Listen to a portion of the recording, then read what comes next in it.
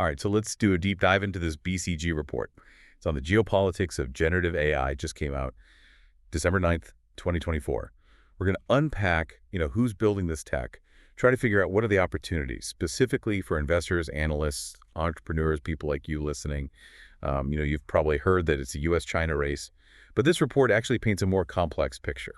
Yeah, the traditional narrative of a US-China AI duopoly, it's definitely being challenged. There's a number of other countries and regions kind of emerging as significant players, each with their own strengths and strategies. So let's start with the U.S. and China. The report shows that the U.S. has a historical advantage. They developed about 70% of all the notable AI models, going all the way back to the Right. 1950s. They've got a massive talent pool, tons of investment pouring in. It's a powerhouse. Absolutely. The US has cultivated this really thriving AI ecosystem. But what's interesting is how China is rapidly catching up. Their top AI models have made significant strides, especially on Chinese language benchmarks. And they're making these strategic investments in areas like chip manufacturing and data center infrastructure.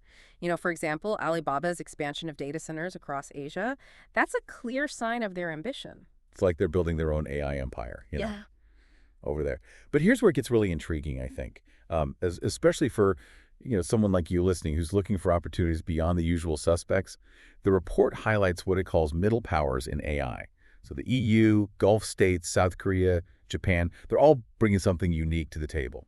What's fascinating about these middle powers is they have this really strategic focus. They're not necessarily trying to compete head-to-head with the US and China in terms of sheer scale. Instead, they're leveraging their unique strengths, really to carve out their own niches in this AI landscape. So let's unpack that a little bit. The EU, for instance, they're leaning heavily into their regulatory framework, particularly GDPR, which Yeah. focuses on data privacy. They're positioning themselves as a provider of what they call trustworthy AI, betting that companies globally will seek out solutions that were developed with these stricter privacy standards in mind. Yeah, it's a shrewd strategy, especially as concerns about data privacy and AI ethics continue to grow. It could give them a competitive edge, particularly in markets where data privacy is a top priority. That's a good point. It's not just about building the most powerful AI, it's about building AI that people trust, Right. AI that people feel comfortable using. And then you've got the Gulf states.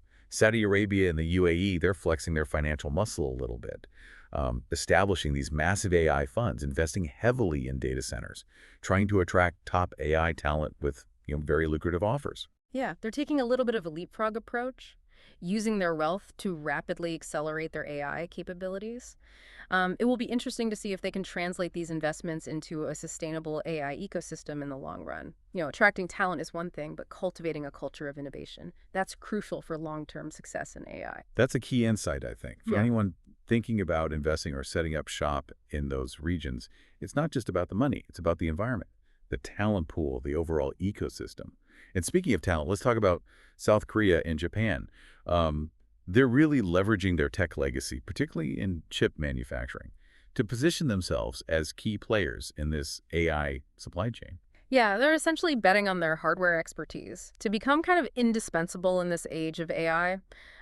However, they face the challenge of limited domestic markets. South Korea at least seems to recognize this, and they're already making moves to expand their AI chip market overseas, targeting regions like Southeast Asia, which could be a smart strategy for Japan to consider as well. So we've got these superpowers, the middle powers, all with their own approaches. But the report also highlights another factor that could completely shake things up, and that's research breakthroughs. What if someone figures out a radically different way to build AI, something that doesn't require these massive, power-hungry models that we have right now? That's the wild card in all of this. A fundamental breakthrough in AI research could completely disrupt the current landscape and potentially even level the playing field. This is why it's so important to keep an eye on these research hubs, like the UK, Canada, and Israel. They may not have the same resources as the US or China, but they're known for their world-class research institutions and could very well be the source of the next big AI innovation. Yeah, it's a really great point. And the report actually goes on. It dives deep into the specific, ingredients needed to become a major player in this space, what they call enablers of supply. These are the factors that determine a country or region's ability to, develop and deploy this technology. Okay, so let's break down those ingredients. What are we talking about here? So the report identifies 6 key enablers: talent, capital, intellectual property, data, energy, and computing power. Think of them as the essential building blocks, for generative AI. So it's not just about one thing. It's about having the right combination of all these elements. So let's start with talent. The report highlights how the U.S. has a huge advantage here with like nearly 500,000 AI specialists. Right, and they're not just any specialists. The U.S. is home to these top-tier universities and research institutions, and they attract the brightest minds from all over the world. So this concentration of talent gives them a significant edge in AI development. But China's catching up, though, right? They've Yeah, been investing heavily in AI education and research. absolutely. China's universities are producing a growing number of highly skilled AI graduates, and the government is actively encouraging, the development of a strong domestic AI talent pool. That makes sense. Okay, what about capital? Clearly, a lot of money is flowing into the AI sector, especially in the U.S. and China. Yes, venture capital and private equity are pouring billions into AI startups and research initiatives, particularly in these two countries. Access to capital is crucial for fueling innovation and, scaling up AI operations. Makes sense.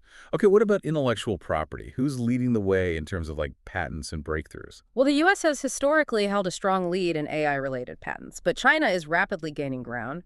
They're filing a growing number of patents, which indicates a strong focus on developing their own unique AI technologies. So it's becoming a more competitive landscape in terms of intellectual property. hmm Okay, data. We've talked about China's advantage in terms of its massive population and digital economy. Right. Data is the fuel that powers generative AI. The more data you have to train your models, the better they perform. So China's access to these vast amounts of data really gives them a significant edge in this regard. It's like they have this huge data mine that they can tap into to Yeah. develop and refine their AI models. But data isn't everything, right? You need the computing power to process it all.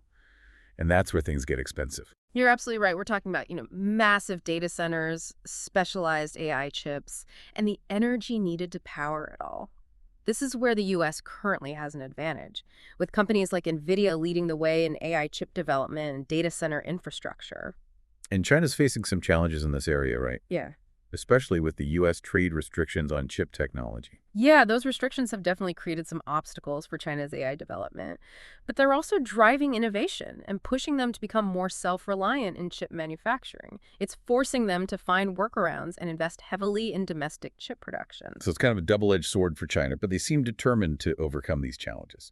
But let's shift gears for a moment and talk about the ethical implications of all this. Right, that's an important aspect to consider. As generative AI becomes more powerful and pervasive, it's crucial to address the potential ethical concerns, such as, bias in algorithms, the impact on jobs, and the potential misuse of this technology. It's not just about the technological advancements. It's about ensuring that this technology is developed and used responsibly. Exactly. It's a conversation that needs to happen alongside the technological developments, and it's something that policymakers, researchers, and industry leaders need to work together to address. So we've got these key ingredients for success in generative AI, but the landscape is constantly evolving. The middle powers are finding their own niches, and the potential for research breakthroughs could disrupt everything. It's a dynamic and exciting field, and it's really important for investors, analysts, and entrepreneurs to stay informed about these developments and adapt their strategies accordingly.